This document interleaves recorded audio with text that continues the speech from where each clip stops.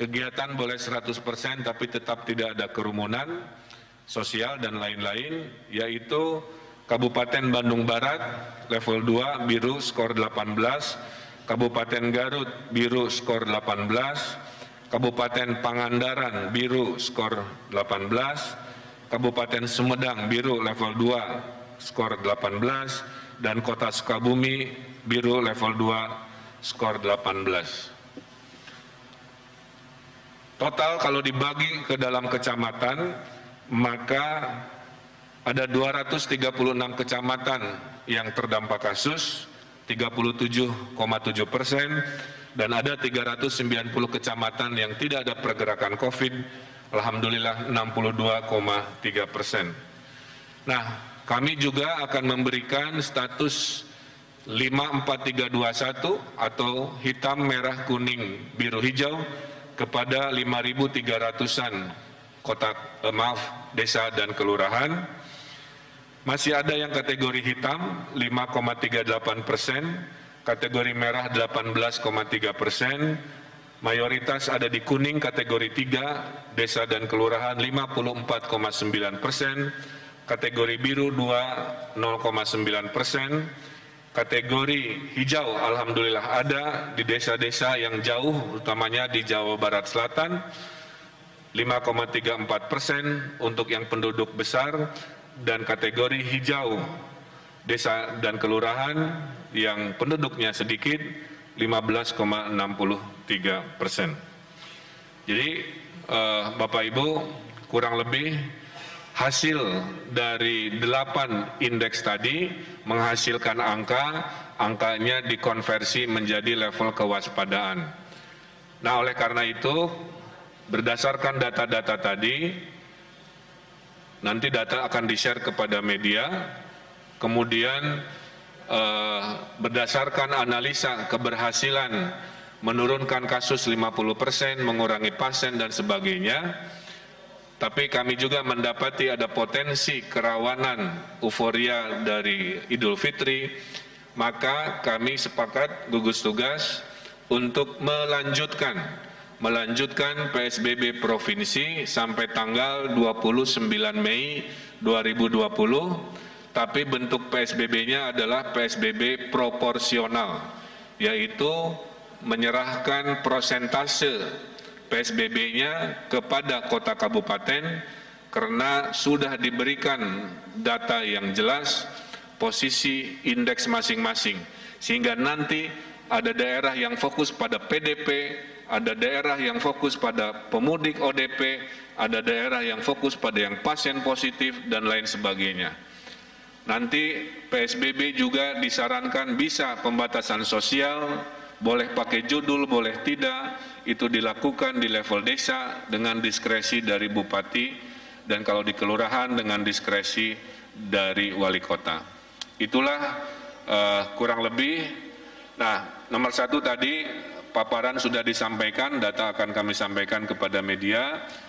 Kenapa COVID sangat rendah masuk zona merah? Ini membuktikan bahwa pergerakan PSBB di Jawa Barat sangat efektif, tapi ini tidak jaminan akan selamanya baik jika kedisiplinan tidak bisa dijaga oleh warga di Jawa Barat.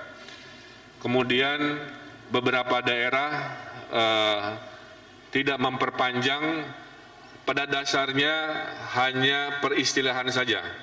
Jadi tadi saya sampaikan PSBB Provinsi dilanjutkan, hanya bagaimana menerjemahkan ke daerah masing-masing, tidak akan dikoordinasikan dengan satu warna oleh gugus tugas provinsi, sehubungan ada 5 indeks kewaspadaan yang sudah diberikan kepada masing-masing, sehingga silahkan mau pakai judul, tidak pakai judul, yang penting di level 5, 4321 harus mengikuti kehidupan seperti apa, kerumunan dibatasi atau tidak, dan lain sebagainya.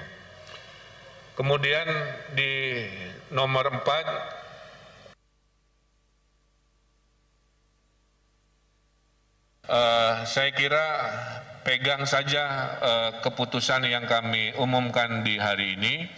Ada berita-berita terkait zonasi tadi warna di minggu lalu, itu belum resmi karena masih melakukan perhitungan di minggu lalu.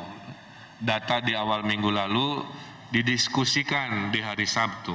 Nah, yang diumumkan di hari Rabu adalah data-data yang sudah masuk sampai tadi malam di hari Selasa. Saya kira itu. Kemudian realisasi bantuan sosial kita akan terus upayakan karena jatahnya provinsi ada 1,8 juta yang DTKS dan non-DTKS. Yang DTKS saya kira sudah selesai, data baru non-DTKS kita maksimalkan, mudah-mudahan di Idul Fitri semua yang berhak sudah bisa kita selesaikan. Kemudian perbedaan persepsi kita akan selesaikan secara musyawarah, karena kuncinya adalah yang penting ada kepahaman bahwa pembatasan sosial menjadi penting dan data menjadi panglima dari pengambilan keputusan. Saya kira itu yang akan menyelesaikan perbedaan. Kelebihan di Jawa Barat, ilmuwan-ilmuwan kami sangat baik, sehingga mispersepsi bisa diselesaikan dengan penjelasan data seperti apa. Kemudian juga penjagaan apa pada kelurahan atau daerah-daerah desa yang berbeda warna, itu yang akan disosialisasikan. Di sini ada Pak Panglima, Pak Kapolda, Babinsa dan Babin Kamtimas akan memegang peran penting juga dalam memastikan penjagaan di desa masing-masing. Contoh, jangan sampai desa status hijau ya didatangi oleh warga yang datang dari desa dengan status merah atau status hitam. Nah, itu akan menjadi sebuah usulan. Kenapa? Karena PSBB skala provinsi pelan-pelan akan bergeser menjadi pembatasan sosial skala mikro di desa dan kelurahan. Kemudian juga kita tidak berharap ada gelombang 2 atau gelombang 3 karena negara-negara lain sudah ada. Oleh karena itu saya katakan tidak ada relaksasi dari PSBB ini, tetap ketat. Yang ada adalah kita memberikan data apa adanya dan melakukan treatment kedisiplinan sesuai dengan proporsinya. Jadi ada yang tetap tegas disiplin tapi dengan proporsi yang menyesuaikan, kita tidak memukul rata lagi. Nanti data setiap 2 minggu di 29 Mei kita akan laporkan lagi ke media apakah terjadi perbaikan atau perburukan, keputusan akan kita ambil seperti itu. Kemudian juga terkait kesiapan anggaran, saya kira semua kota kabupaten sudah ditugaskan menyiapkan anggaran terkait PSBB dan Bansos, masing-masing sudah dievaluasi refocusingnya sehingga rata-rata sudah siap dalam menyediakan pendanaan selama PSBB dan pendanaan sampai Desember bagaimana survive di saat pandemi COVID. Dan saya sampaikan kita menargetkan minggu ini bisa mengejar 150.000 tes dengan 15.500 tes PCR akan kita teruskan. Semua yang disampaikan ini datang dari data hasil pengetesan. Kami ingin menjadi provinsi yang tingkat pengetesannya terus menjadi yang tertinggi di Indonesia, sekarang sudah paling banyak, dan dengan berita Bio Farma memproduksi regen PCR, dengan berita Unpad memproduksi dengan startup, Jawa Barat adalah provinsi pertama yang swadaya dalam alat-alat perang melawan COVID. Ventilator bikin sendiri oleh PT DI, PT Pindad, kemudian regen PCR oleh PT Bio Farma, kemudian juga Bioteknologi Company bersama Unpad membuat rapid test dengan akurasi 80%. Itu akan menjadikan Jawa Barat dalam minggu-minggu ke depan bisa lebih baik, bisa menolong provinsi lain, dan juga bisa suatu hari mungkin menolong di seluruh dunia juga jika memungkinkan. Nah, dengan keberhasilan PSBB, Jawa Barat di urutan 23 persentase kasus, mudah-mudahan terus turun menjadi sebuah wilayah yang terkendali. Terakhir dari saya, tanpa mengurangi kehikmatan dalam menjelang Idul Fitri dan syariatnya, kami memohon warga satu untuk tidak mudik, kemudian mudiklah dengan digital, silaturahmilah nanti dengan virtual, dan juga berhubung 27 kota kabupaten tidak ada daerah warna hijau, kami merekomendasi sholat Idul Fitri diselenggarakan di ruang pribadi masing-masing. Sekian dari saya yang bisa saya sampaikan. Mudah-mudahan informasi ini menjadi panduan untuk masyarakat dan pemerintah wilayah di Jawa Barat. Hatur nuhun. Wassalamualaikum warahmatullahi wabarakatuh. Izin Pak, ada pertanyaan. Pak, perkenalkan, nama saya Yasmin dari Metro TV Jawa Barat. Saya ingin bertanya ke Pak Kapolda khususnya. Ya, silakan. Pak, terkait arus lalu lintas menjelang Lebaran itu seperti apa, Pak? Dan juga arus lalu lintas di daerah-daerah yang tadi sudah dibagi beberapa level itu dari level 1 sampai 5 seperti apa nantinya? Terima kasih. Tadi Bapak Gubernur sudah menyampaikan, memang ada terjadi peningkatan arus lalu lintas, baik di kota maupun arus lalu lintas provinsi. Terutama kita sudah melaksanakan PSBB yang 2 kali ini diperpanjang, masyarakat ini mendekati Hari Idul Fitri, udah pada pengen belanja gitu. Jadi banyak sekali arus lalu lintas sekarang ini meningkat jadi 40% gara-gara mendekati Hari Idul Fitri. Kami berupaya dan sosialisasi di tiap-tiap kabupaten dan kota, masing-masing Kapolres dan Kasat Lantas mensosialisasikan supaya tidak keluar rumah, kita perketat. Sayang sudah waktu yang 2 bulan kita hasilnya baik, nanti tiba-tiba memuncak. Sayang, jadi ini kita sosialisasikan. Itu aja, terima kasih. Saya Fide dari Kompas, mau nanya ke Pak Gubernur terkait penjelasan kan Kota Bandung ini diklasifikasikan sebagai zona kuning ya oleh pemerintah Provinsi Jawa Barat. Tapi berdasarkan data dari pemerintah kota itu kan masih ada Kota Bandung tuh masih dinilai tinggi angka penyebaran COVID. Depok apa Bandung? Kota Bandung. Ya. Masih ada 30 kecamatan yang zona hitam dan merah. Itu kenapa ya Pak bisa diklasifikasikan sebagai zona warna kuning? Dan yang kedua mau minta tanggapan Bapak terkait KPK yang meminta 3 kepala daerah di Provinsi Jawa Barat untuk transparan terkait bantuan sosial. Terima kasih. Iya, saya jelaskan tadi sudah saya jelaskan Mbak, bahwa menilai itu, mohon maaf ya, media jangan hanya melihat dari oh ada kasus positif berarti kayaknya harus merah, nggak begitu. Dalam standar WHO yang tadi saya sampaikan, kita ini ada 8 indeks ya. Ada laju ODP, suspek kan begitu ya. Ada laju pasien belum tentu COVID. Jadi bisa aja dia pasien positifnya tidak ada, tidak banyak, tapi PDP-nya banyak. Nah, itu mempengaruhi indeks penilaian juga, kira-kira begitu. Kemudian ada laju kesembuhan juga. Nah, laju kesembuhan mungkin pasiennya ada tadi jumlahnya. Tapi kan kita harus tahu dari jumlah 100% itu, kalau mayoritasnya sembuh, maka indeksnya kan membaik. Sementara kadang-kadang kita membaca hanya jumlah akhir. Oh ada jumlah misalkan 50, padahal sudah sembuh 49 misalkan. Nah itu nggak bisa dipersamakan dengan 50 yang sakit semua di rumah sakit, dengan 50 yang mayoritas sembuh. Nah ini agak rumit menghitungnya, makanya jumlahnya ada 8 tadi kan. Nah jadi Kota Bandung bisa dibedah, saya tidak bisa membedah sekarang, tapi poinnya ilmuwan di gugus tugas sudah menghitung bahwa 8 indeks tadi menghasilkan angka dan secara real maka angka itu dikonversi menjadi level kewaspadaan. Saya kira kalau nanti ada rekan-rekan media mau membahas gimana ukuran per kotanya sampai angkanya sekian, itu bisa kita buka, nggak ada masalah. Ya.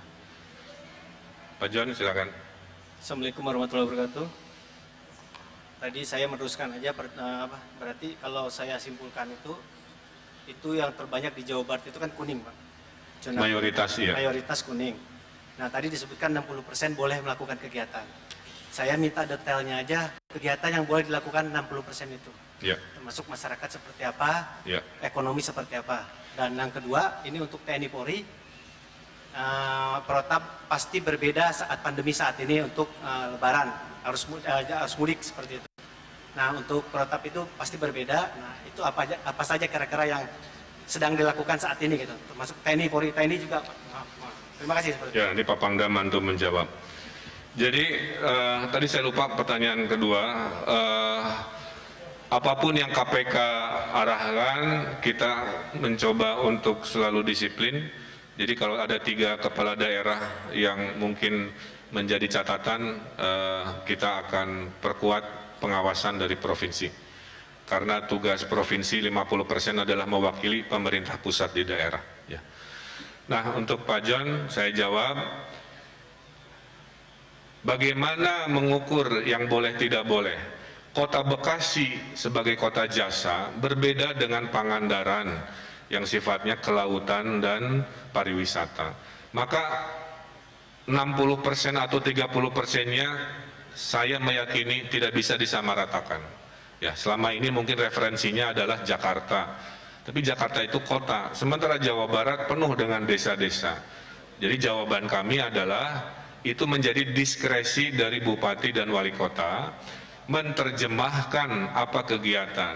Karawang mungkin mayoritas pabrik, tapi kalau Pangandaran tidak ada pabrik, banyaknya adalah pariwisata. Tentulah berbeda. Yang penting dijaga prosentasenya, Kang.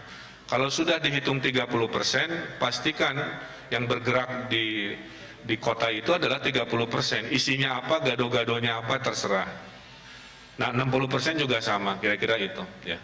Jadi kami ingin kita tetap tegas, PSBB diperpanjang, tapi ekonomi dilakukan proporsional. Saya pertanyaan kedua, Pak Pangdam silahkan membantu.